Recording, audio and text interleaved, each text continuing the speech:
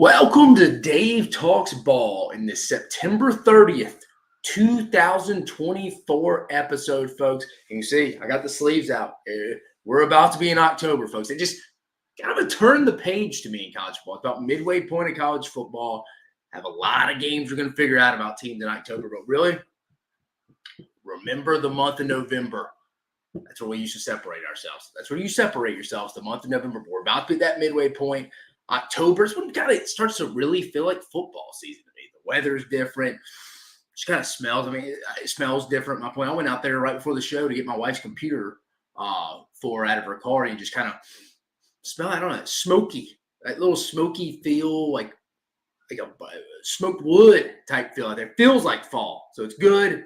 Midst of football season here. Weather's starting to settle in. But through 5 weeks, this season has delivered the biggest surprises week to week of any season I can remember. I mean, we had Kentucky shock Ole Miss at Vaught-Hemingway Stadium this week. Probably the biggest shock of the SEC season so far.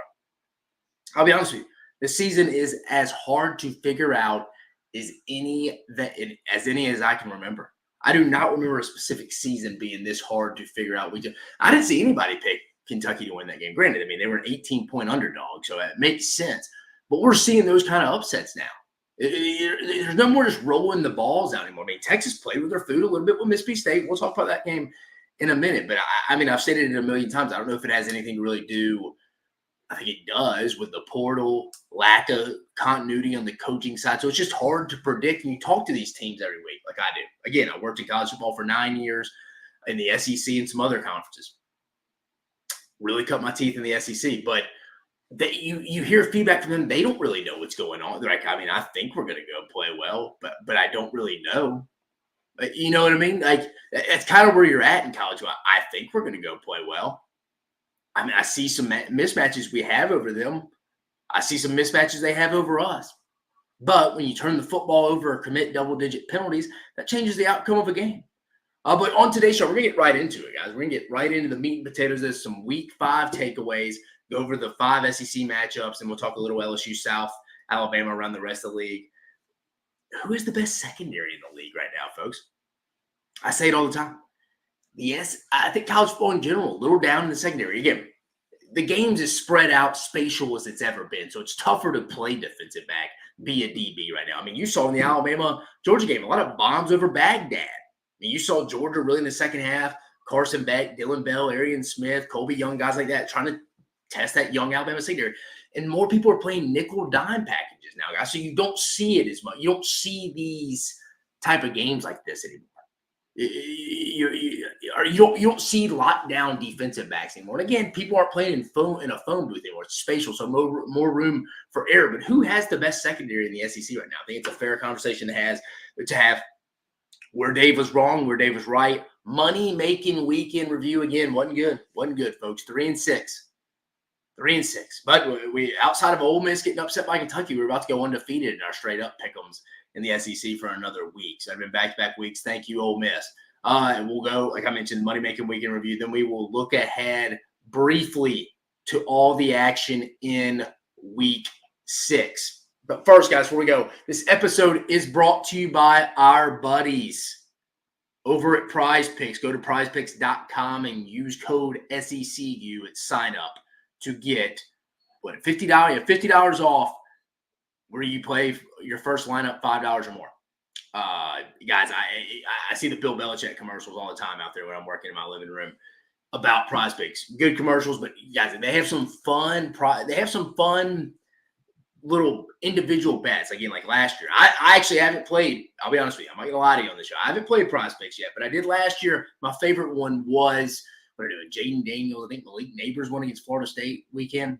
But no, Prize Picks, guys. If you're wanting to go do some individual betting on specific, like, hey, is Garrett Nussbauer going to throw for 300 yards? Go visit our buddies. Go to prizepicks.com and use code SECU at sign up to get $50 instantly when you play your first $5 or up lineup. Jake Crane from Crane & Company hopping in. College football is drunk. It really is. This is the hardest season, like I mentioned, in leading up to where we're getting the meat and potatoes of this.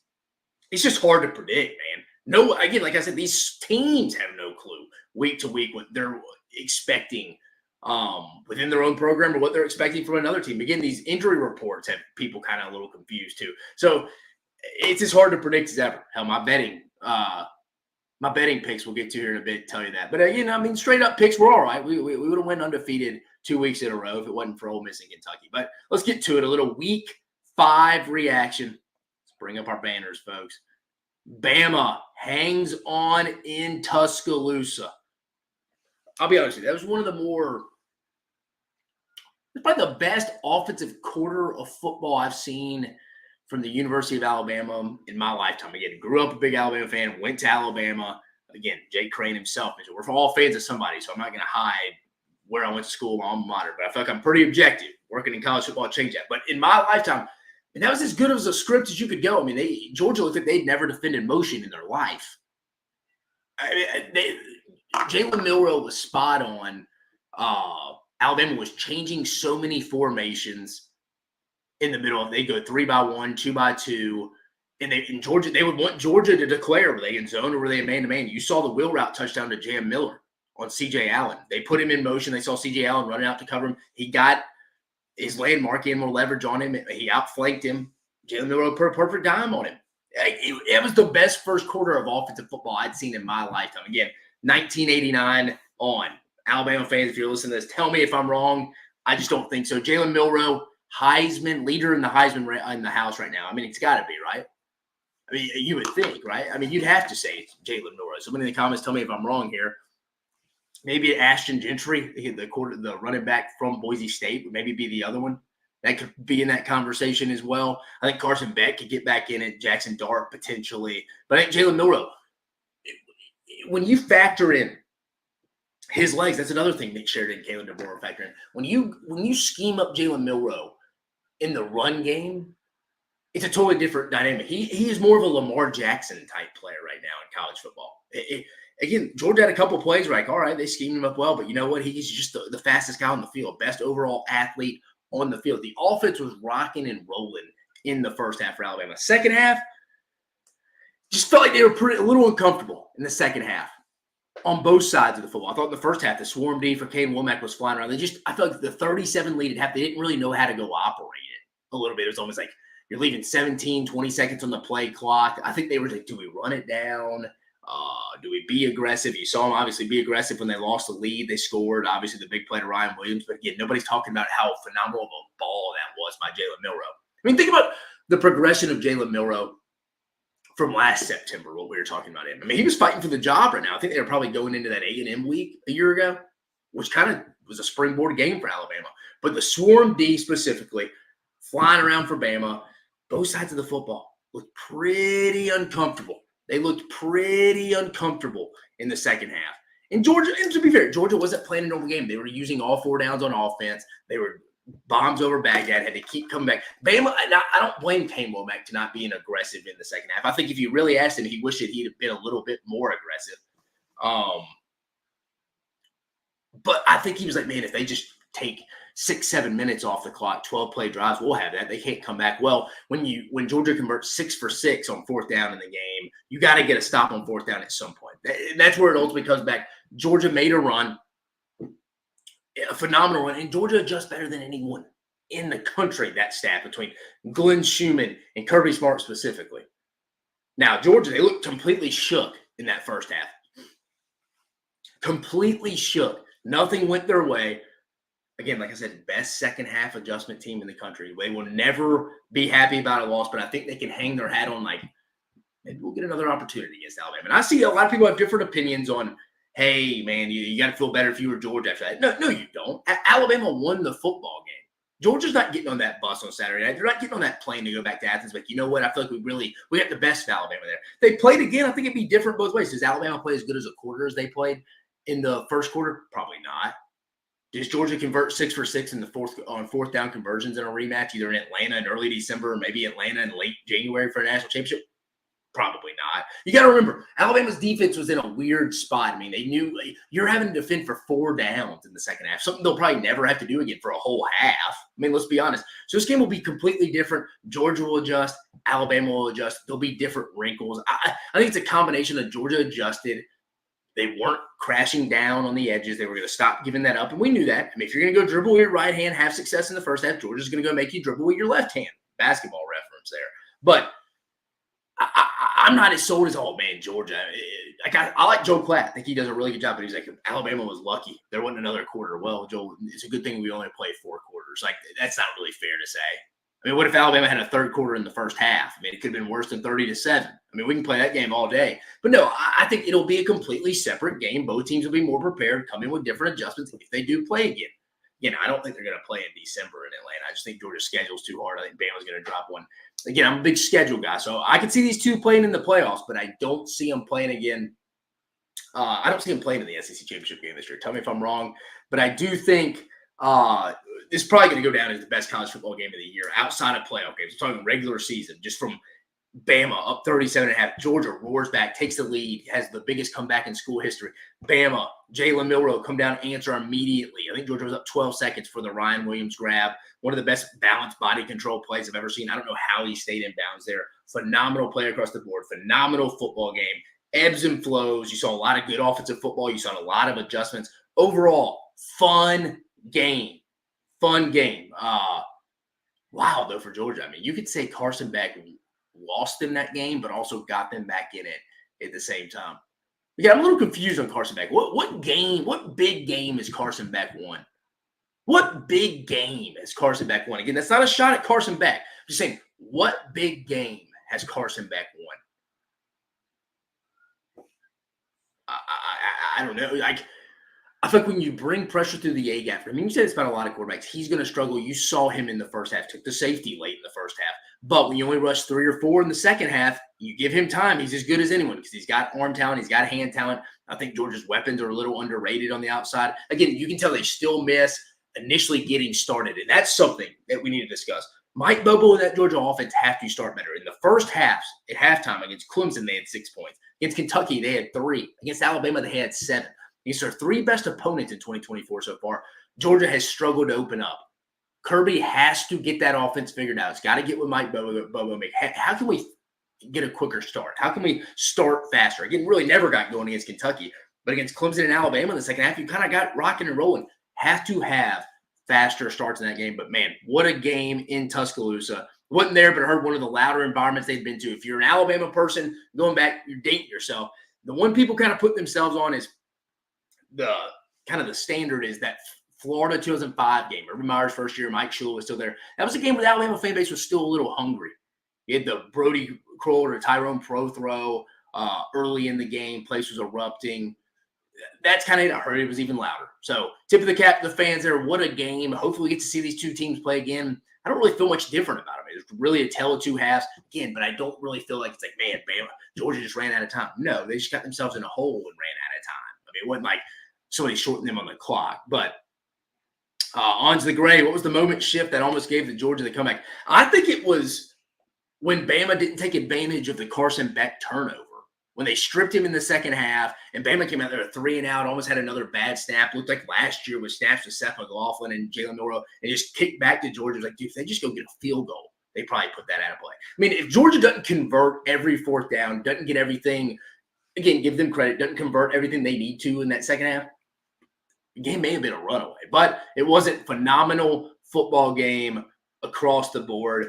But here's the biggest shocker. Kentucky getting the 2017 win at Vaught-Hemingway Stadium over Ole Miss. Kentucky, how about that defense, man? How about that defense? Jackson Dart pressured on 16 of his 38 dropbacks for 42% of the time. 42% of the time he was pressured. Hurried 10 times, sacked 5 times. Kentucky's front 8. They ate. Defense was lights out. And that was without one of their best corners. And Maxwell Hairston, I think, has an infection. He was in the hospital. But guys like J.Q. Hardaway, DJ Waller, Terry and Nichols, who got hurt, they all stepped up. And our prayers to Maxwell Hairston. Hopefully he bounces back here. But they did this undermanned a little bit too, Brad White, in this defense. Give them credit. They really challenged an Ole Miss offensive line and thought they were ready for this. We'll get to Ole Miss in a minute. I think offensively, wasn't a phenomenal game by Brock Vandagriff and Gavin Wimsatt. But it feels like Bush handed that offense followed the exact blueprint to win this game. Hey, stay ahead of the sticks on 1st and 2nd down, get manageable 3rd downs. We can stay in this game. dominate time of possession. That's what they did. That's what they had to do. Literally, the Kentucky blueprint was the only way that was a path to victory. And they followed it to a T. Followed it to a T, folks. How about Mark Stoops, too? Also making up, being bold. 4th and 8 against Georgia, down 17-13 with 4 minutes to go. Sorry, he was down against Georgia. People gave him hell, 2 weeks ago for punting that? And again, he defended himself. He's like, look, we were, and again, I would have went for it because you were 24-point underdog. You had nothing to lose. Why not go for it? But I get it.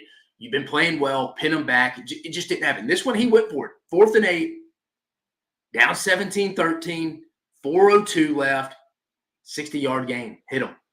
Again, good call. I mean, I saw him. He actually explained it well because he was like, all right, look, we're down 4. We needed a touchdown no matter what. Even if we don't get it, we're giving them in the red zone, shorter, condensed field. Maybe we hold them to a field goal. We still have to go get a touchdown, which makes sense. Remember, they're down 4, folks. They still needed to go score. A field goal does nothing. Even if they don't get that 4th and 8, they give Ole Miss in the red. They get Ole Miss in the red zone, which is fine for them. Hold them to a field goal, which Kentucky easily could have done. Still a 7-point game. If it had been 20-13, Kentucky would have had to go get a score no matter what to tie it. So I get that. That's a pretty chestnut checkers move. And that's where the analytics come in. They give you those numbers. It's like, all right, that makes sense there. And also, the great coaches have a real gut feel. Give Mark Stoops credit for doing that. But they followed the blueprint to a T on how to win this. Be there in the 4th quarter. Have a chance to win it at the end. If it comes down to one play at the end and a 50-50 ball, your guys to make a play or their guys to make a play, it's anyone's game. Kentucky gave themselves a shot all day Saturday to get to the 4th and have a win. Especially, they got hit in the mouth immediately. Ole Miss went down first possession of the game and scored with ease. And speaking of the Rebs, I didn't think the energy was there after that first series. It was like they just thought Kentucky would lay down like Middle Tennessee State, Furman, Georgia Southern, and Wake did against them. And I thought it was the worst called game in Lane Kiffin's career. If you want to be honest, since I've been keeping up with Lane. It wasn't. If I saw another Jackson Dart inside draw, I'm going to lose my mind. Offensive line still not there. Granted, some injuries are there. Caleb Warren is not playing due to a knee-related injury. Jeremy James, I'm looking at their injury report right now. Jeremy James has a hand fracture. Jaden Williams, according to the Inside Rebels, has a potential season-ending injury. We talked about that on Sunday Fun Day yesterday. Julius Buelow, the Washington transfer, upper body issue, flared up recently. Jaquan Scott, the Southern Miss transfer, projected by some to be the team starting center. He's just getting back into action from a knee injury. Been playing guard. Ole Miss is banged up in the offensive line. It doesn't get easier this week. They have to go play at Williams-Brice Stadium against a really good defensive front in second. It's different, though. More finesse, speed. Kentucky's a little bit more physical. I thought Pete Golden, the defense for Ole Miss, wasn't that bad, really. They had a chance to win because of the defense, but same time, Kentucky dominated time of possession. So for Ole Miss, it's not over. I previewed that in my tweet. Is it over for Ole Miss? Is Ole Miss in trouble? No. It's one game. Schedule's still real manageable. But it starts this week. Ole Miss fans, let's say this. 2 things can be true at once. Your season's not over, but this week is a must-win. And you did not think in early October you were already going to play for a must-win situation because 10-2 does not guarantee Ole Miss in the playoffs if certain things shake out. Because I don't know how many quality wins you're going to have. Now, if they beat Georgia, that's one down the line. But again, if you start 0-2 in league play, let's be honest, Ole Miss probably isn't going to make the playoffs. And that is really disappointing when you factor in how much money they invested into this team. And when you factor in the schedule, the stars align for the 12-team playoffs this year. If they don't take advantage this year, win. I don't blame the Ole Miss fans for being faithful. But is it time to panic? No. But this week is must win. And you have a matchup. And your opposition, you're going into their house off a bye week. They have a massive matchup advantage against you right now. And I don't think Ole Miss, they brought in some bodies, some good players. It's not bad. A lot of people would love to have Ole Miss's depth. It's still not there, I don't think, to go compete with the Alabama and Georgia's. Lane said he thought it was, and they may look good off the bus. It's not showing it. Kentucky went and hit them in the mouth. And that was the first time Ole Miss was hit in the mouth, and they did not respond well. It's like Mike Tyson. Everybody's got to play until you get hit.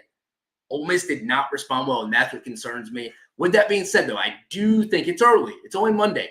But I do like Ole Miss to bounce back this week. We'll talk about that as we look ahead to the Week 6 action. But again, Kentucky with the shocker of the season so far. Kentucky gets the 2017 win over Ole Miss. UT Bags, he's in, baby. He's already talking a little Tennessee football. Go Big Orange, going to take it to the Piglets. Max Harrison did not play. Yeah, you're right. I mentioned that, which makes it even more impressive. Kentucky is the best 3-2 team in the country by far, Hans. Yeah, I mean, probably true. I think that South Carolina game was a little bit of an anomaly, and I was leaving Kentucky on the streets, and I still don't think the offense is great, folks. But I think they've kind of figured out what kind of glove fits for them a little bit. You know what I mean? For lack of a better term, like I feel like they're going to have a 2-quarterback system with Brock Vandagriff and Gavin Wimsatt, and they're going to just kind of plug and play as it goes, and kind of, hey, maybe if we get Chip Trayanum back, the Ohio State running back transfer from injury, that can help. And they're going to keep evolving this offense. I like where they're at right now. 8 wins, not ready to get there, but they have 3 very manageable games coming up: Vandy, Florida, and Auburn.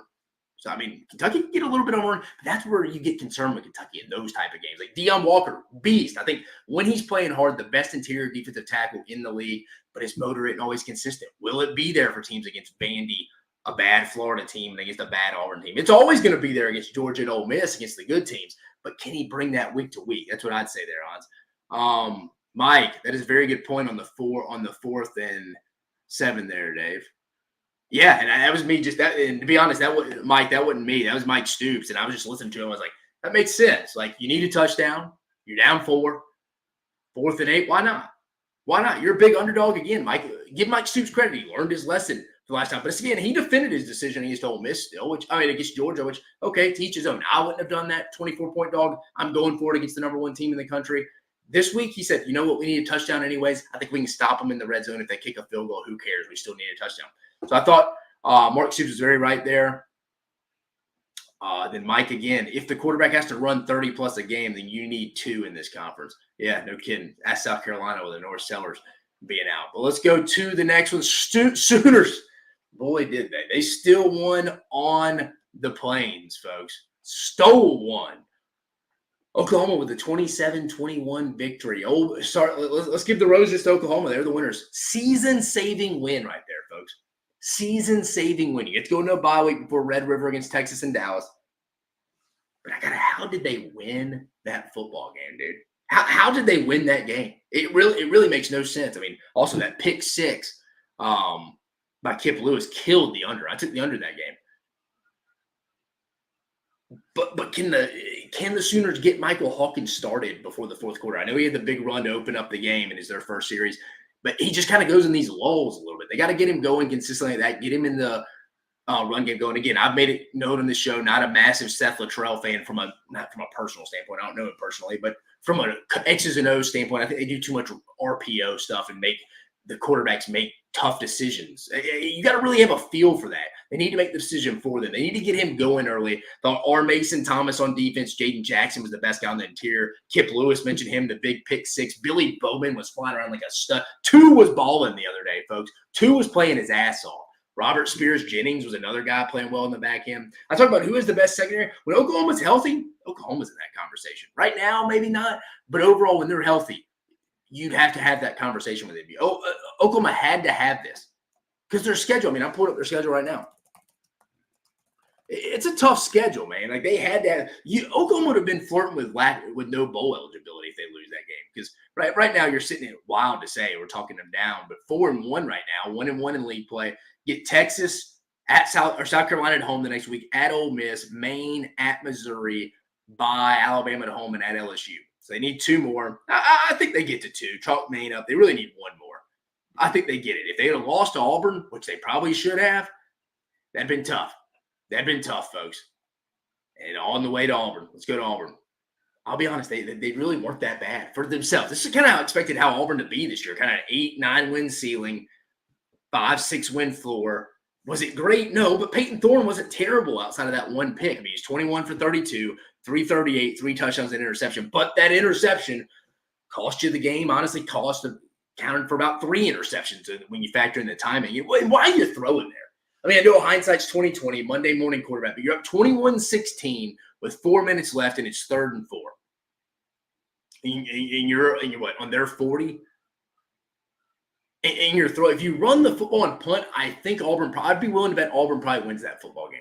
The defense has been fine for Auburn all year, but when you do stuff like that, put them in bad situations, you couldn't have given. If I was Hugh Freeze going to that game, say, guys, I don't think they could. People want to talk about how we're not going to score on them. I don't know how they score on us either. If I'm Hugh Freeze talking to my team, we can't talk to the offense. We can't give them points when their offense is not on the field. Our defense is going to give us a shot. Why are you throwing there on 3rd and 4. Hand the football off. It's gettable. 3rd and 4 is very gettable on the ground. Hand the football off. Punt, play field position. I don't think Michael Hawkins is driving down late at Jordan-Hare Stadium to go beat you when he had to have a touchdown. They were down 5. I mean, what are we doing? I feel like no one's really talked about that, but that's what I thought about from that standpoint. It wasn't great, folks. But again, I think the defense is fine. Gave you a shot to win the football game. Has it been perfect? No, but DJ Durkin and his group have given Auburn a chance every game. That's really all you can ask for with this offense. Where does Auburn go from here? Well, you look at the schedule, and they're at Georgia this week. That'll be a tough one. You get an angry Bulldog team. I do not lie. I think Georgia's favored by 24 right now. That'll be tough. Then you get a bye. Then you go at Missouri and at Kentucky to end the month of October. Next time Auburn's at home is against Vanderbilt at Jordan-Hare Stadium on November 2nd. What will we be saying about the Auburn Tigers come November next time they step foot in Jordan-Hare Stadium? I mean, they're 2-3 right now. A lot of people had them 5-0 at worst case 4-1 because you opened up with the first 5 at home. F to start the year for Auburn. There's no other way to explain it. It's going to be tough to get to a bowl game. I mean, you got to get one of these first three on the road. I mean, path to bowl, you only have 2 wins. You got to get one of the 3 on the road. Let's just say they do for conversation purpose. That's 3. ULM 4. And you're going to have to win, beat A&M at home, toss up, maybe. And then at Alabama, I don't think you get that win. I think Auburn's staring at 5-7 right now. They're either going to have to get 2 or 3 in this road trip, which I don't think they do. They're not beating Georgia. I have a hard time seeing them win at Missouri and at Kentucky. Maybe one. Kentucky plays down to level of competition, so maybe that one. They get Vanderbilt at home. Sorry, they could get that one potentially. I mean, their best shot should be get one of these at Kentucky, at Missouri, get one against Vanderbilt and ULM, and then you got to get A&M. I don't think they get to bowl eligibility, boys, ladies and gentlemen. That game was a must win. They had to get one of the Arkansas-Oklahoma games. They didn't. I think it's going to be a 5-7 season. I think it's going to be a 5-7 season on the Plains. Let's go to the comments. The Kip 6 is going to be remembered for all time. Yeah, I mean, that's an all-time great play. Again, this was probably not going to be an all-time great Oklahoma team. I understand they have one loss, still a lot of season in front of them, but let's be honest, probably not this year with your injuries. But that's one you can at least tip your cap this season, like, found a way to win, gutsy win. How did we get it done, guys? We got a road SEC win, bye week. Let's go give it a shot against Texas and Red River, man. And I think defensively, they could give Texas some trouble. I think they give Sark, Quinn Ewers, his first start back. He'd been not playing for 3 or 4 weeks. I like the Oklahoma defense. Just can they generate enough offense? UT Bags, driving. But I think like Cole, everyone else will stop saying anything about Tennessee secondary. Yeah, I think 2 things can be true at once here, UT Bags. We'll talk about Tennessee here in a minute. But I think Tennessee's defensive secondary has definitely improved with guys like Jermod McCoy. But how good is it? I think it's the best quarterback they faced all year heading into this week. Yeah, it's not Grayson McCall. He is not great when he's trying to stretch the field. It isn't Jackson Arnold or Michael Hawkins. I think it's Talon Green, as wild as it to say.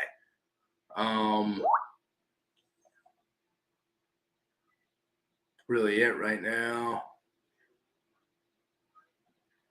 Yeah, we'll move to the next one here. A&M hangs on in Arlington. This game literally is the same game every year, folks. It's the same. It's the last time it was played in Arlington, to be fair. This is literally the same game every year, folks. The exact same game. You could pull it out of a hat, the 11, 12 times they've played since A&M has been in the SEC. You could pull it out. Same exact game every year, folks. I mean, it really is. I mean, but A&M gets the 21-17 win over Arkansas. A&M just hung around long enough to let Arkansas beat themselves like they usually do, not only in this game but other games under Sam Pittman. A&M dominated the field position, backed them up a lot, ultimately paid off for them. Defense overwhelmed Arkansas. Talon Green looked like deer in headlights at times. A&M just keeps winning the turnover battles, folks. In their 2 SEC games, they are +6. They had 3 turnovers against Florida, 3 against Arkansas. They have not turned the football over.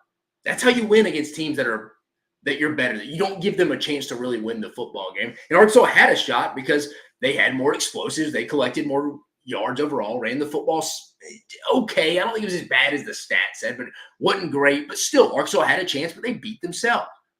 Now, with A&M, I think when they start playing better teams, you're going to need a vertical passing game. 163 yards from Marcel Reed's not going to get it done. I'm telling you, if A&M wants to hit the ceiling of the season and win 9 games, which is what I think it could be with this defense, I think Connor Wigman's going to have to come back. If not, you're just going to have to make lemonade out of lemons, make the best of it. And who knows with his injury? I've heard talking to people up there, he's just been rehabbing. He ain't even really been practicing. But when they play better teams like this week against Missouri, which is the only top 25 matchup in college football this week, the 11 a.m. brunch one's going to get us started right. They have to have a vertical passing game to beat other explosive teams. And you know guys like Brady Cook, Luther Burden, Mookie Cooper, Theo Weiss, Eli Drinkwitz, and Kirby Moore are going to generate some explosive plays. A&M's good on defense, but Missouri's going to get their own too. To beat good teams, other top 25 teams, A&M's going to have to get better in the passing game. That's something I'd keep alive. From an Arkansas standpoint, what can happen will happen to this team in a negative way. Third to last drive that won the game for A&M.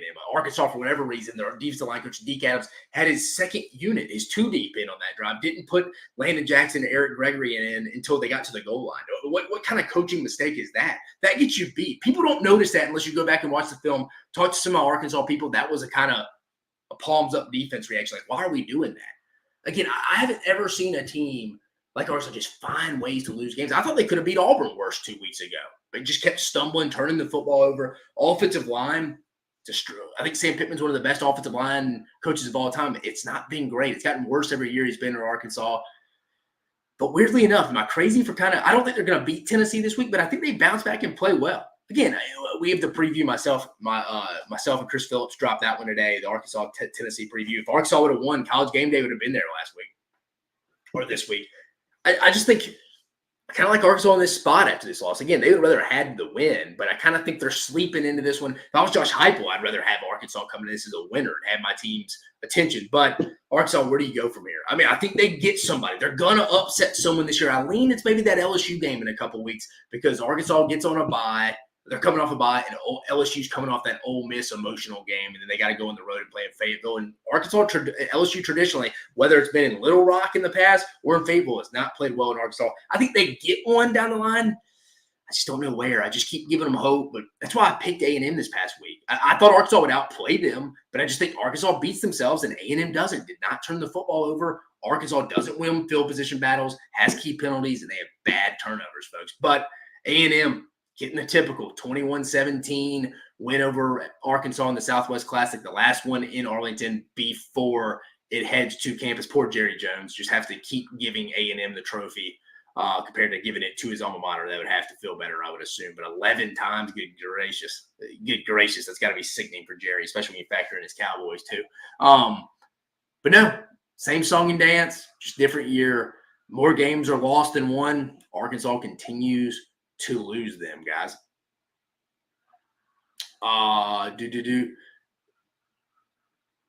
Who would Mike? That Notre Dame loss makes 9-3 though for the Aggies. Yeah, I agree. I don't see 10. I really don't see 9. If it's just Marcel Reed, they got to get the passing game going, man. If the competition heats up, that's not going to suffice and get them wins against good teams on the same level in the top 25 as them. Oklahoma could sure use Theo Weiss right now. Yeah. Unfortunately, he's at Missouri, but you're right. He did transfer from Oklahoma on.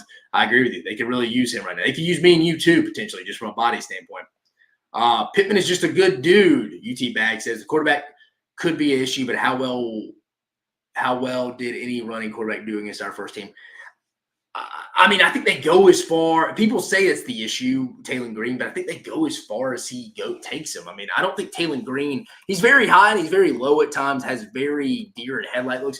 But again, I mean, I see people posing questions as they go to the backup. Malachi Singleton isn't going to be any better. They put him in again a little bit for a series against Auburn when Taylon Green had cramps and it wasn't good. I mean, I talked to people at Arkansas.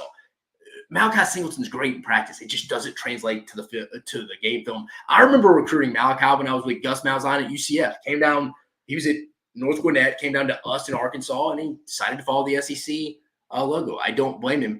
But specifically to Taylon Green, I mean, this year, what is he? mean, he's a 54% passer, 5 touchdowns, 5 interceptions. Not great, but you see some of that ability, and I promise you, folks, it's better than what they had behind him. I was texting their chief of staff today. They go as he goes. They have to continue to play him. If they make a move at the quarterback position, that would be dumb. Bobby Petrino and Sam Pittman are not going to do that, folks. Again, I'm with you. I'm with you, Bags. He is inaccurate, especially over the middle of the field. 5 touchdowns, 5, but he's the best they have. And he's the best quarterback Tennessee's faced, I'll be honest, or he's going to face. He's better than Grayson McCall in the passing game, has higher upside. He's better than Michael Hawkins or Jackson Arnold, as you saw as well. Yeah, Joe Milton, great practice, didn't translate. That's Malachi Singleton, the backup quarterback. It just, you saw a little bit. They tried to give him a chance, but it just didn't work. And then finally, let me move it up.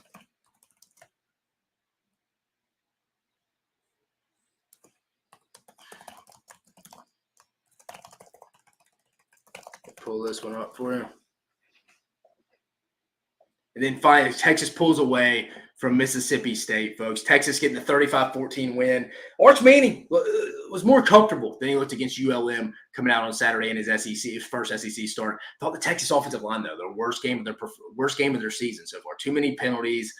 Struggled in the run game in the first half. Mississippi State had more yards on the ground and through the air. Or no, Mississippi State had, looking at the box score now, Mississippi State had more yards on the ground, than through the air with 150 yards rushing in the game. Mississippi State was also able to get a consistent short gains, which helped them continually pick up third and manageable. Like it just overall, it wasn't a great performance from Texas. I thought Colin Simmons for Texas, the young cat on the edge, was good, especially in the second half. But it almost kind of felt like Texas just kind of opted really not to run it that often at the start of the game. They kept having negative rushing yards, penalties. It really wasn't a good. It was Texas's worst game. And at some point, again, folks, everyone's ugly game is reared their ugly head. It's tough to go play well for 12 straight weeks, folks. That's why I think Tennessee could be in a little bit of a battle this week. If I was Josh Heupel, I'd rather Arkansas be coming to this game off a big win. Again, just as much lack of continuity, transfer portal, how focused are these guys week to week against an Arkansas team? I know it's a road game. I don't know. I just feel like this may be the week Tennessee. Again, I don't think Tennessee's going to lose. I don't really see a real path to victory for Arkansas here. But I could see this game being closer in the second half than people were expecting. You saw it with Texas this week. I thought they would go hammer Mississippi State just on the ground, and it didn't happen. It was Texas's worst game. For Mississippi State and Jeff Lebby, give them a little credit. State tried to shorten the game and not get blown out in Austin with a true freshman and Michael Van Buren making his first career start. Run game was better than it's been all year. Conversely, Texas has an elite front seven, yet Mississippi State, they found success running the football, which I never would have bet. They finished with 150 yards rushing, which is pretty good against this Texas front. All things considering, not a bad opening road game contextually. Again, they're still the worst team in the SEC. But again, to big donors, they were a 38-point underdog. For you to not get beat by more than that 38 spread, that at least satisfies some of those big money people. Like, hey, just don't go get embarrassed this year, man. Let's go still try to steal one SEC game, maybe against A&M or Arkansas at home. It sure as hell is not going to be on the road. But it was respectable. It was respectable. You forced some turnovers. You were fighting. You looked like you had a strategy. I didn't think with a freshman they could roll out there and go sling it like they want to. That'd been dumb. You've been asking to get beat 50-0. I don't even care with Arch Manning starting. So I appreciate Jeff Lebby and them like having a strategy in here, like, hey, let's don't go get our brains beat in because we could. They tried to shorten the game. It's what they did. Tip of the cap. I'll give them. I did not expect that, but tip of the cap to Jeff Lebby and them. Joe Milton, not arguing that. How about we made those others look bad? No, I agree. I think that's the case too. But also, like NC State hadn't been world beaters either since they played Oklahoma or since they played Tennessee. And look at Oklahoma's quarterback situation. I'm just saying that Tennessee can only beat who's in front of them. Not taking anything away from Tennessee. It's just I think that secondary is improved. We just may not find out how improved till the Alabama game potentially. And that's not Tennessee's fault. It's just the schedule that's in front of them. I think it's two things can be true at once. Tennessee's secondary is improved, but I think we still don't know how improved, which I think that's a win for Tennessee. Good alumni win over those drooling leg humpers, Dave. Was a big win for Alabama for sure. Mike, the Vols look great. Texas did what was needed. Yeah, they did. Texas playing down to competition, Bag says, when has Heupel's guys played down? I think he wants to show he's the offensive guy, not the motorcycle man. Yeah, Tennessee hadn't had that game yet. Again, I think it wasn't great the second half against Oklahoma, but I think Tennessee put put the game in neutral. They just knew they couldn't. If they didn't turn the football over, they were not going to lose that game. So I think that was one of Josh Heupel's, like I said last week, one of his best coach games. So I'll give them credit there. Let's go around the rest of the league here just real quick. We got LSU getting the 42-10 win over South Alabama. Call me crazy here, folks. Call me crazy. Is this LSU defense better without Harold Perkins? Just saying. I went back and watched the first half of this defensively. They look like everybody knows their role a little bit. It almost felt like they had to fit Harold Perkins in. It's point. I don't blame him. He's one of the best athletes on the field, one of the best overall players. He can generate plays, but it's almost like Blake Baker then just felt like we have to throw him on there. Where do we fit him in? He's just, again, you talk to NFL scouts like I do. He's kind of a tweener. He's not big enough or long enough to go play on the outside against big, long offensive tackles. He's not as instinctual inside the box to go be a stand-up backer inside either. It's an instinctual position. I think they look a little better and more comfortable in their roles. Again, South Alabama puts up points on folks, people. Major Applewhite and them are good offensively. They're 2-3, not a great team, but offensively they're fine. LSU held them to 10 points. I definitely thought South Alabama would get more points than that. LSU looked a little bit more comfortable, and everybody understood their assignments more so than they did when they had Harold Perkins. Again, they would love to have him. I would love to have him if I was Blake Baker, but not a blessing in disguise. I hate to say that about an injury. They just look a little bit more comfortable. Art S, appreciate you listening, man. Mississippi State controlled the clock in the first half. Texas ended with 198 yards rushing. They did. I was impressed with Mississippi State this week. I appreciate the chestnut checker strategy of not just going, hey, this is what we do. This is our system, man. We got a backup quarterback, Michael Van Buren, freshman starting on the road. We're just going to go do what we do. No, they had a game plan like, hey, if we go sling this around, go 3 and out, we're going to go get their brains beat in. Mike did not watch LSU. Yeah, I mean, they played South Alabama same time Alabama was playing Georgia. Most eyes nationally were not on that game. But I thought they looked a little bit more comfortable defensively against a solid group of 5 offensive team. And I think that's because they weren't just trying to fit Harold Perkins in somewhere and everyone understood their role. Maybe I'm looking too into that. They have a bye week. They'll get tested in 2 weeks when Ole Miss comes to town, and maybe my thought comes to fruition there. But that's just around the rest of the league. See what else we got in. We got to get into where I was wrong, where I was right. Week 5, folks. I'll be honest. I haven't really been wrong specifically in straight up games the last 2 weeks. I'm only going to have one wrong. It's what we brought up. State's game plan. I really thought Texas would go hammer Mississippi State. I did not expect Jeff Levy to do what I would do. And I would have went and tried to short the game with a backup quarterback. I'll give him credit. He's a smarter head coach than I gave him credit for. And I was not a big fan of the Jeff Levy hire initially. I thought they should go hire John Summerall, who's at Tulane now. But again, let's give a golf clap for Jeff Levy, folks. Let's give a little golf clap for Jeff and the boys there. They fought. They fought when everything was against. I mean, they got hammered by Toledo 2 weeks ago. A bad Florida team came in, won by double digits. Everything was going wrong in Mississippi State. They had to go hop on a flight to Texas. The only thing you could think they were maybe looking forward to heading into that game was the brisket. But no, they went, fought their tail off. I know Texas was playing with Arch Manning, but again, serviceable backup, one of the better backups in college football. But it was Mississippi State's game plan that I was real proud of. So tip of the cap to them. Golf clap. Let's give a little golf clap for Jeff Levy and the boys there. Good job. Where I was right, a couple things. Again, I'm not hyping myself up. I'm just being honest here. Last 2 weeks have been good. I've been calling it like I see it here. And I've been right. Betting picks, we'll review that in a minute. That's a conversation for another day. It's been a real loser. But where I was right this week, week 5, Kentucky's game plan to beat Ole Miss. Stay ahead of the sticks on first and second down. Control the clock. Get manageable third down situations. Use Gavin Wimsatt as you like. They did that. Now, they got lucky on that fumble at the end. They must be living right, as Nick Saban would say. You must be living right during the week to get that on Saturday for you to go fumble right outside the end zone and it bounce right into your tight end's hand. You must be living right, Mark Stoops. But I was right on their game plan. To a T, they were going to win that game. The exact thing had happened for Kentucky. How it played out had to happen. Another thing, Georgia's secondary had major question marks. Alabama proved that in the first half. I mean, I did not think Alabama would go put up 41 points. I thought it'd be a high-scoring game. I thought Alabama would win 31-24. I didn't think they'd go get to 41. So I think Georgia's secondary, we'll talk about who is the best secondary, and it's more of an open discussion. I'd love to hear the comments when we get to it here, right, in this next segment, best secondary in the SEC. And I don't think there's a right or wrong answer, folks, because we're only through 5 weeks. I'll bring up some statistics, average yards per attempt, overall passing numbers, but overall, though, Georgia, this isn't a lockdown Georgia secondary, folks. And again, everybody's in nickel dime. You play with more now. Kids transfer to spatial game. It's harder to play in the secondary now. But I thought this Georgia secondary could be had. I mean, I really did. I did not think it was an overall great Georgia secondary. And I don't even know if that's Kirby Smart and them's issue. I just think everyone has secondary issues. But except I think when Oklahoma's healthy, with Peyton Bowen and Billy Bowen, I think it's up there. Woody Washington's up there with anybody else. But, I mean, I thought Joe Neal Aguero had a bad game for Georgia. Julian Humphrey got a little bit. Malachi Starks got a little bit. Dalen Everett got a little bit. It's not your traditional Georgia secondary. And I was right on that one. And then finally, last one, Arkansas again makes too many mistakes and penalties to trust them week to week. Against a solid team, I'm not going to be picking the Razorbacks, folks. That's nothing against them. I have buddies on that staff. I would love to pick for them. Chris Phillips from SEC, our SEC Unfiltered Fearless Leader. That's where the SEC Unfiltered tour is going to be this week. He's going to get access in the building. We love Arkansas. But it is what it is. Until they stop making turnovers, committing bad penalties, beating themselves. They had double the yardage A&M had going into the fourth quarter.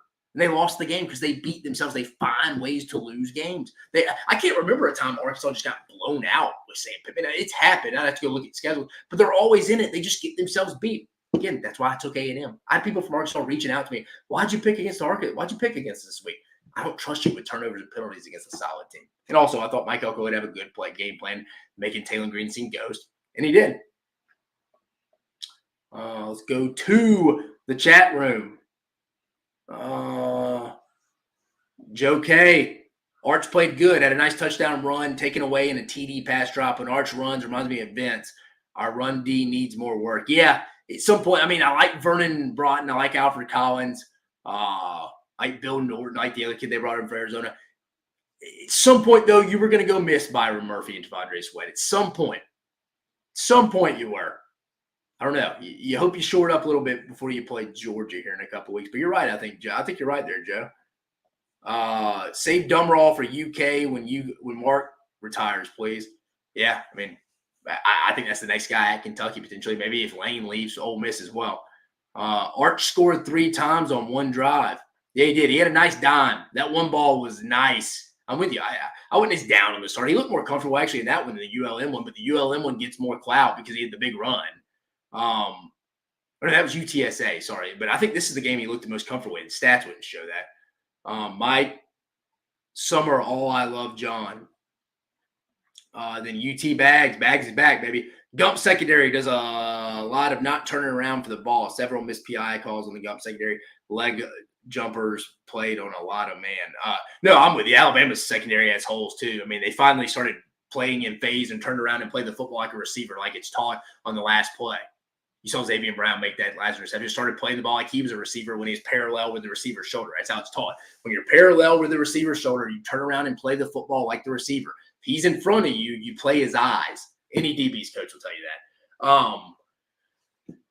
But you're right. I mean, I think you're right, Bags. Alabama's secondary is questionable too. Now, I think a little baptism by fire this past week against Georgia when his bombs over Baghdad for 4 downs in the whole entire second half. I think that's going to make them better. But I think the real next time you see them tested is when they make a trip to Knoxville, and I do not like that matchup for Alabama. In Knoxville, in Neyland, Tennessee's going to make Alabama defend the whole field. I don't think it's a great matchup for Alabama. All right. Next one, guys. We talked about it. I want to hear some comments here. Let's pull up some stats real fast. Who has the best secondary in the SEC right now? Who would you say? Who is the best secondary in the SEC? Trying to find my stats. I mean, team passing efficiency defense, number 1 in the SEC is Texas at 4. Best passing team Texas played through 5 weeks. Again, there's no right, wrong, or different answer. I just try to put the rankings, yards per pass, all kind of together, and who have you played quarterback-wise? Texas, I mean, Michigan, that's not saying a lot, folks. But Texas is in that conversation. Alabama's been tested now. They got taken advantage of. I don't know if I can say them. Tennessee definitely improved. How improved? I think Taylor Green's probably the best quarterback they will have faced after this week. I'm not a big fan of Grayson McCall as a passer. I think once Tennessee got up 2 scores, they got them out of their comfort zone. We saw, Oklahoma made a quarterback change in the middle of the Tennessee game, so it's not Jackson Arnold or Michael Hawkins. No offense to them. I think South Carolina's in this, folks. I think South Carolina, when you factor in who they've played Garrett Nussmeier, stretches the field as good as anyone in the SEC. Still turnover prone, though, as we see at times. But I still think maybe South Carolina's secondary has been the most impressive so far, folks. I mean, it really may be. I think their secondary is not the biggest burners, but you've got O'Donnell Fortune. You got at the right side, Judge Collier. The safeties are both good, DQ Smith and Nicky Manwari. They faced, like I said, Garrett Nussmeier. Old Dominion likes to sling it around a little bit. I think they're in that top two conversation-wise off who they've played. People may call me crazy, and they'll get tested this week against Ole Miss because obviously you got Trey Harris, Jordan Watkins, Juice Wells, who South Carolina fans are real familiar with, going back to Willie Bryce after transfer from South Carolina, is at Ole Miss now. When you factor in who they've played, the success they had, South Carolina's got to be in that conversation. I think Texas has improved, and that was a weak spot for the Horns last year, but they've only played Michigan and Alex Orji and Warren and the guys. Bama, they're young, and they got 6 scholarship corners.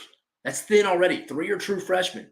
They're going to improve for sure. I don't think they're there right now. Again, Georgia, they're definitely in that conversation, but this isn't your typical Georgia D, so maybe I'm holding them against their own standard a little bit here. Keep going through some other teams. Tennessee, I think Tennessee's definitely improved. How good? We probably won't really find out until 2 to 3 more weeks, till the 3rd Saturday of October when Alabama comes to Knoxville. Ole Miss, they're a little aggressive, very penalized group, but I do like them. I think it's improved. I think Pete Golden's group overall is an improved bunch. I do like Ole Miss second. I'll take a little some penalties for being overly aggressive at times. I will. I actually like this. I think Jaden Kennedy does a really good job at nickel. He plays with Trey Amos. Would be starting at Alabama. He's Alabama's 3rd guy last year. Played well against Tennessee when Terry Arnold went out with a concussion last year in the second half. He played behind 2 NFL first and second rounders in Kool-Aid McKinstry and Terry Arnold. So give him a break there. Arnold's with Detroit now. Kool-Aid's with New Orleans now. Let's keep rolling through this to see who else we can maybe have in this conversation. That's really it. I'm going to go South Carolina when you factor in who they played. Call me crazy. I'd probably go South Carolina. Give me Georgia still, but Georgia always just wants to be in that perfect call. There's so much communication they put on their corners. That's why Alabama had success in that first quarter. Kirby Smart and Glenn Schumann want to always call the perfect play against the perfect call. And when Alabama was motioning, making Georgia declare if they were in zone or man, like you saw in that wheel route, like I talked earlier, Jam Miller against C.J. Allen, and you're making Georgia having to call, communicate, adjust. That's a lot on that back end. You're not going to call a perfect play now, especially when Bama goes up tempo in their motioning like they were in that first half. I'd probably go South Carolina, Georgia. I'm going to say Tennessee at 3. Texas 4 and probably Bama 5 right now is how I'd go. And I think Tennessee's got that room for either improvement or maybe go down a little bit. That's the only one I don't really know. It's improved, which all Tennessee needs for a playoff run is it for just be pretty average. Because I think that defensive front's a top 3 unit. I was talking to my buddy Arkansas today. He doesn't see a path to victory for them. He didn't see a path to victory for Arkansas beating them. I don't really either. I see a path to it being close. Tennessee goes and turns the football over, has some key penalties in a road, in just an SEC road game. I could see that. But overall, that's how I'd go. I'd probably go South Carolina just because I think they've faced one of the better gunslingers in Garrett Nussmeier. I like DQ Smith. I like Nicky Manwari. I go Donald Fortune. Second, I'm going to go Georgia still. I was hammering them, but I'm judging them on their own. So, the best guy on their back end is Malachi Starks, and even he struggled a little bit. But Kalen DeBoer, Nick Sheridan were 2 of the best, the combination of best offensive play callers in college football. They're in that top 3 right now with Sark and Lane Kiffin, even though Lane Kiffin just caught his worst game of his career on Saturday. Then I'd probably go Tennessee. Again, we're trending up. Then I'm going to go probably Texas and Alabama. I like Jedi Barron at Texas. I actually think Bama with Damani Jackson, Xavier Brown. I thought Jalen Mbakwe, the kid from Clay Chalkville, played really well. For Pinson Valley, played really well the other night. Had a big pass breakup. He played quarterback a lot in high school, new to the position. They're going to be fine in that back end. You're fired up about Bama's youth. It's just not there right now. Let's go check out the comments. Tell me how big of an idiot I am. That's a good question. Bag says Carolina only had 258 against Kentucky. Yeah, Kentucky's in that conversation too, Mike. I think you're right. Thank you for saying that. I think Kentucky's in that conversation. They played well last week without their best corner, as you mentioned earlier, Maxwell Harrison. Kentucky's definitely in that conversation, Mike. I appreciate you listening to Kentucky for sure. I agree with you. I even thought they played well against South Carolina. Somebody mentioned it, and I saw it was up there. Yeah, Carolina only had 258. Outside of 2 or 3 busted plays, Kentucky played pretty well defensively against South Carolina. They kind of gave up late just because I think they figured once they got down 2 to 3 scores, I think they figured the offense at that time was not going to generate anything. But you're right, Kentucky's with JQ Hardaway in them. I think it's up there right now for sure. I think it's up there for sure. I agree with you, Mike. Texas, Joe K says Texas, Tennessee, Missouri allow less than 127. Missouri could be in that conversation as well. You're right. Not really tested. Thomas Castellanos at Boston College isn't a guy's really going to go slinging around and really scare you. Vanderbilt, Diego Pavia, and then the spread option, the New Mexico State offensive staff, that's not really their strength either. I mean, hell, this week, if it's Marcel Reed, they only threw for 160 against Arkansas last week, and Arkansas didn't have a great secondary. They weren't really tested then.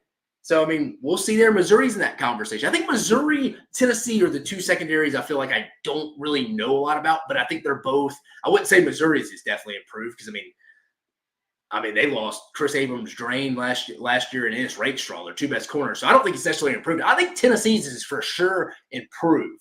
It's just how improved. But again, I think Mike brought up 2 good points. Kentucky's definitely in that conversation as well. I was getting to them in the stats. I saw Kentucky for sure, especially after this week against Ole Miss. And I think Missouri's in that conversation as well. So I think the conversation for the best secondary has got to be South Carolina, Texas, Georgia, Tennessee, Bama, Kentucky, and Missouri, and if I forgot them, Texas as well. Those would be the ones I would say right now. Again, it's tough to rank because the schedules are not created equally right now. Get through the month of October, folks. I just wanted to bring it up. I really wasn't trying to say one team was the best secondary. It was just when I was thinking about writing the script today for the show, I was like, it's a good conversation to have. Best secondary in the SEC. Best secondary in the SEC. I may tweet it out after this episode, folks. I would love to hear everybody's response. Again, I don't really have that. I was just looking at the numbers and factoring in, what quarterbacks his teams played. So that's why I was like, South Carolina's probably been tested. When you factor in playing Garrett Nussmeier, LSU. They have weapons. Kyron Lacey's a freak on the outside. Old Dominion a little bit. They'll be tested this week against Jackson Arnold and them if they can protect. Let's keep going. Gump's going to be pissed at me. He doesn't. Pass rush makes secondary look good. You're right. It does. Tennessee has 10 pass rushers that would start anywhere. Yeah, Tennessee does roll 8-9 deep. I don't know 10, but 8-9, we're splitting hairs there. But I'm with you. Top 3 defensive front in the league. UT Bag Gumps. Cole S., appreciate you listening, brother. What is your opinion on the A&M versus Missouri game this Saturday? Big game for Elko in year 1. Yeah, we'll get to preview that here in just a moment.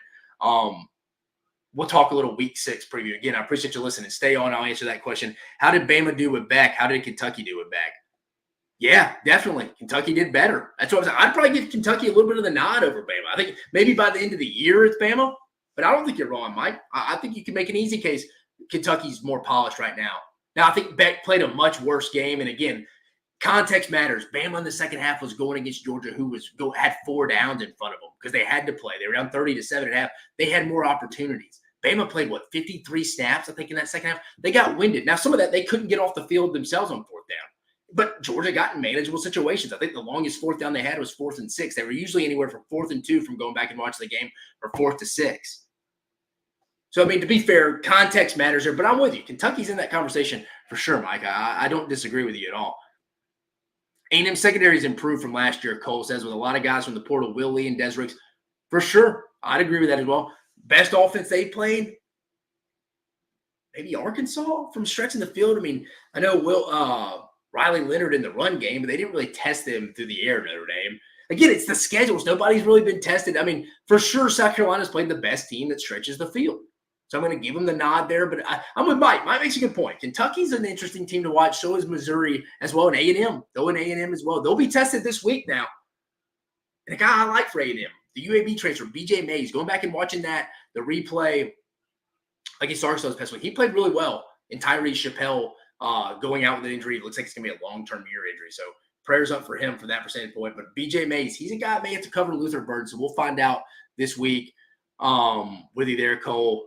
Light out in Oklahoma for the South Carolina game. Appreciate you, Ons. UT Bags, Kentucky defense is pretty good. They're physical as always. Yeah, they are. It's a good defensive front. Different front Ole Miss is going to face this week. That was a physical, in-your-face unit this week. It's more of a finesse kind of with Kyle Kennard, Dylan Stewart. They're going to get after you. They're going to pin their ears back. Joe K, please hit like if you're watching. Yeah, appreciate you, Joe. Appreciate you promoting us, brother. Appreciate you listening. True that, I watched. Yeah, thank you, Mike. Now, let's get to the money-making weekend review real fast before we get to the Week 6 look ahead. Guys, again, it hadn't been good. And I talked to other people. I mean, Chris Phillips went over the other day. Everybody's going over. Brad Crawford, who's a phenomenal football mind who reports over for South Carolina, he told me he went over. Betting's as hard as it ever been. No excuse, though. We're going to review it. Money-making weekend, 3-6 this week in Week 5, or 21-33 on the season. Not good, folks, but we're going to get above 500. We're going to be around 55% like we need to be by season's end. Just stick. But let's get to the wins. Let's get to the losses. We started off Friday well. Miami team total over 36.5. Won that. They scored 38. K-State, Oklahoma State under 55.5. They scored 62. K-State put up way more points than I thought they would. Both teams did, really. So that's a loss there. Notre Dame, Louisville under 45. It was not good for the unders for your boy Dave this week. They scored 55. I had the under 45. Alabama +2. They won straight up, won that one. Ohio State -24 versus Michigan State. They won 38-7. I covered that one. They won by 31. Auburn, Oklahoma under 46.5. I lost that one. They scored 48. That pick six by Kip Adams killed me. I know Ons the Gray and them are fired up about it, but that pick six, again, if they don't throw it, I don't know why Hugh Freeze is throwing on 3rd and 4 in that situation. But if they don't throw it, it doesn't go for a pick six. I think Auburn punts, and I'll be honest, I think Auburn wins the game, and your boy Dave wins his under pick there. Michigan, Minnesota. This is one where I was way off, and so is the Kent State one. Under 36. Final score was 27-24. They scored 51 points, 15 more points than the over-under total. And then you got Kent State team total under 14.5. They scored 33 at Eastern Michigan in a loss. And then Clemson -13.5 in the first half against Stanford. They were only up 10. They were only up 10. So we're 3-6 this week. Again, my 3 wins. Miami team total over 36.5. They got 38. Bama +2. They're giving Bama 2 points. I got that early in the week. Bama was a favorite at kickoff, but Bama won straight up. Then Ohio State just felt like it was going to be a good game for Ohio State at home in the shoe against Jonathan Smith. First year. He's a good coach, just not a good Michigan State team. They covered, winning 38-37. The spread was 24. But again, on the season, 21-33. We're going to get it right, folks. Just stick with me. More film, the merrier. Just keep betting with me, folks. It's been rough for everybody I've talked to this year so far. But last segment, let's go jump ahead into the quick Week 6 look ahead. Let me pull up the schedule here in the Southeastern Conference, folks. First one, it's the biggest, only top 25 matchup of the weekend. But game day is in Cal. They're in Berkeley for Miami Cal, the ACC showdown. 12 noon Eastern Standard Time Zone on ABC. Missouri at Oklahoma. Missouri ranked 9th. Missouri at Texas A&M, sorry. Missouri ranked 9th. Texas A&M 25th. A&M currently favored by 2. Point total 48.5. I like Missouri in this one. Again, like I said, what has been keeping A&M in these games and them winning these games, I mean, they dominated Florida on the ground, beat Arkansas, and I think Arkansas probably outplayed them, but A&M's not turning the football over. Marcel Reed's not turning the football over. But I think against good teams that are make explosive plays like Missouri, they're going to have to get that passing game up. 160 yards through the air is not going to get it done this week. Me and Cole Thompson recorded that preview. That'll be out tomorrow, I believe. Go watch it. But right now, I lean Missouri early in the week. I just do. They're coming off a bye week. I think A&M's defense is really good. I think this may be the game, though, where they miss Tyreek Chappelle. But I'm telling you, the UAB transfer, go watch him for BJ Mays. It'll be interesting to see if he follows Luther Burden around all game. But I like Missouri in this one. Just the quarterback advantage. Again, most important position in the sport. Probably the most important position in all of sports. Give me Brady Cook, who still hasn't been great, but is a passer. I like him over Marcel Reed. 3:30 p.m. Eastern Standard Time Zone. Auburn at Georgia on ABC. Georgia favored by 24. Point total 53.5. This seems like a Georgia bounce-back game. I don't see Auburn first road game getting it going here. I like Georgia big as we stand right now. We'll preview these games, as you know, on Thursday nights when Dave talks ball. 3:30 p.m. Eastern Standard Time Zone kick on ESPN. Ole Miss, number 12 Ole Miss, dropped out of the top 10. Head to Willie Williams-Brice Stadium. Will he be at South Carolina? Ole Miss favored by 9. Point total 52.5. So this tells me I think Vegas is worried how healthy is Lenore Sellers and Rocket Sanders. That's what it kind of tells me right now. And I think they kind of think Ole Miss is still better than South Carolina. I like Ole Miss to bounce back, guys.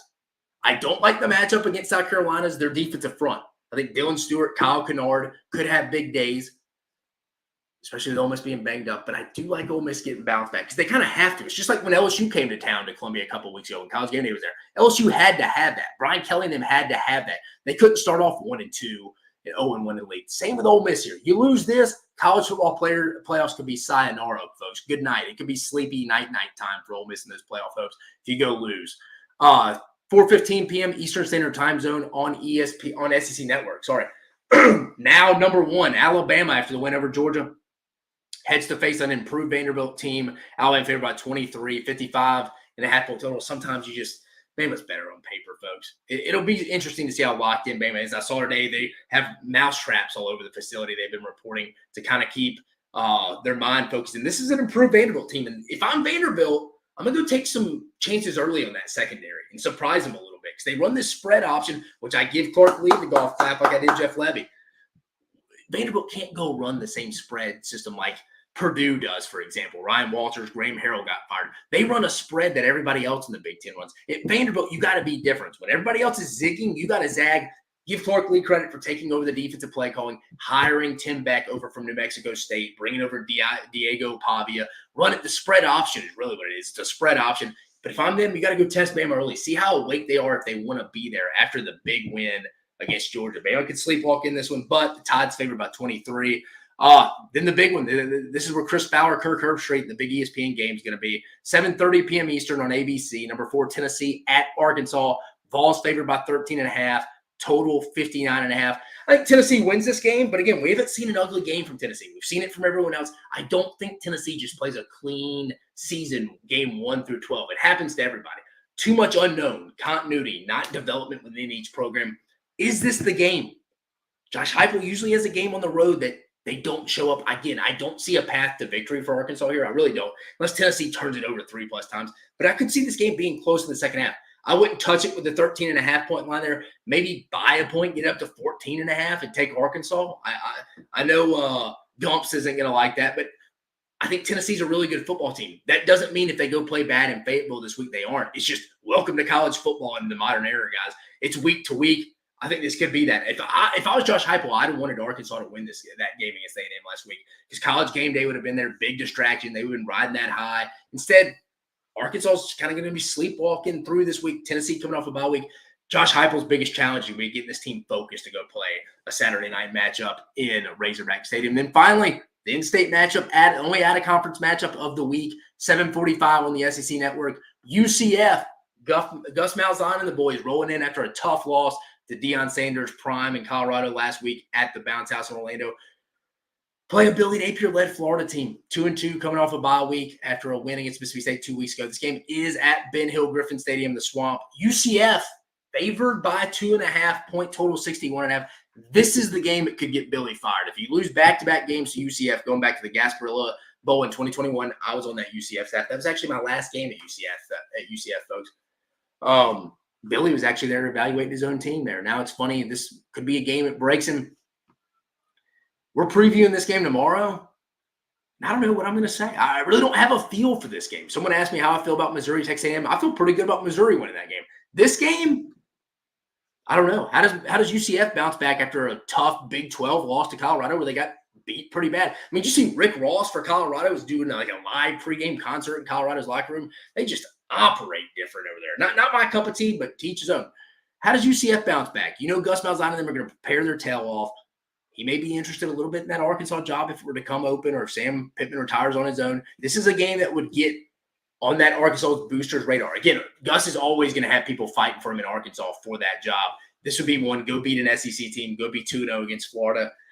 Does UCF and KJ Jefferson come out hungry? That'll be interesting. They have a great run game in RJ Harvey. Does Kobe Hudson, the receiver, transfer from Auburn, keep doing his thing? For Florida, how hungry are you going to be? You have to go win this game. What do they look like off a bye week in a massive game for Billy Napier? But that's the 1, 2, 3, 4, 5, 6 games. We got 5 conference games. What do we got? Yeah, 5 conference games, 1 at a conference matchup, but a big at a conference matchup. But that's the look ahead in week 6. Let's go to the comments before we get out of here, folks.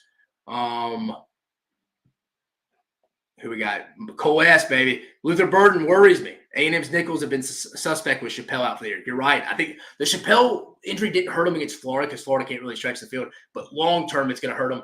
BJ Mays has got to step up, the UAB tracer. I like what I saw last week. Maybe he continues that. I will be interested. Does he follow Luther Burden like I mentioned earlier? UT Bags. SECU's become my favorite channel. Dave and Cole, though both Alabama grads, are good dudes. Appreciate you listening, Bags. Appreciate you listening, brother. Mike, love Mizzou here. Yeah, I kind of do as well right now. Cole S, how is the 11 a.m. game only ranked matchup of the weekend? It's still going to be a good environment. Yeah, Kyle Field's going to be rocking. Joe K, the Longhorn, says, at UT Bags, I watch SECU more than I should. Again, guys, well, I'm not just speaking for myself and the Dave Talks Ball Show. I appreciate you from the SEC Unfiltered channel just watching all our stuff. We got about 400 people listening in right now live. Appreciate it, guys. And if you hadn't already, go like, subscribe, hit that notification bell. You can get all our shows on the podcast version wherever you get all your podcasts, guys. We got college football content bleeding out the eyeballs. We also do college basketball here, which is starting up in less than a month, and we obviously do college baseball as well. So we appreciate you guys listening. Mike, Mizzou D is not shabby. No, it is not. You're right. Cole S, Auburn's going to get dog walk. Yeah, bad spot to be trying to go get right on the road. You're going to Sanford Stadium where it seems like Georgia figured some stuff out in the second half. That'll be interesting. Joe K, Auburn and Arkansas keep getting in their own way. Yeah, they just find ways to lose games, man. They do. Auburn, that pick 6, don't know why you're throwing there. Then Arkansas, folks, have been doing that for a couple of years, even going back to last year. Mike, that Rebel O-line will have their hands full. They will. Different challenge because Kentucky's more powerful, had the best defensive tackle with Deion Walker in the league, I think. They're more, hey, they're going to come pop you and jolt that head back and be able to play a little bit more physical with that defensive front, especially with De'Aaron Jackson and Damon Dumas-Johnson at the second level at the backer spot too, where South Carolina is just trying to get to the quarterback and play with pin their ears back as well. I think Lane Kiffin, Charlie Weiss Jr., then we're going to have something up their sleeves. I like Ole Miss to bounce back this week, folks. I'll give you my real prediction on Thursday's show. Mike, Pavia has been terrific. Very fun. Yeah, he has for Vanderbilt. UT Bags, Heupel T-Bags, Petrinos falls by 50. Joe K, UCF favorite over Florida. Who'd have thought that? Yeah, it's just kind of the state of where Florida is. And thank you for the stream, Dave. Yeah, I appreciate y'all listening, Mike. Gators can't lose to K, fights bro. Well, guys, that is going to be it. We have gone 71 minutes, 72 minutes now. We have covered a ton. I appreciate you guys listening. We reviewed all the Week 5 action, including the showdown in Tuscaloosa. It's going to be hard to beat as a college football game of the year. Just there's going to be bigger games because we're going to get deeper in the year. They're going to have more. They're going to have more implications. Obviously, we get in the 12-team playoff, but that game, just the momentum swing, Tele2 has going to be tough to beat. Kentucky with the upset, I think, of the year so far. I know we got Northern Illinois over Notre Dame, but when you factor in what Ole Miss is going to do, no one thought Ole Miss. This is a worst-case scenario start for Ole Miss, starting off 0-1. They got to win this week. We talked Kentucky going into Oxford and winning. We talked to all the other SEC matchups. Arkansas losing the game against A&M.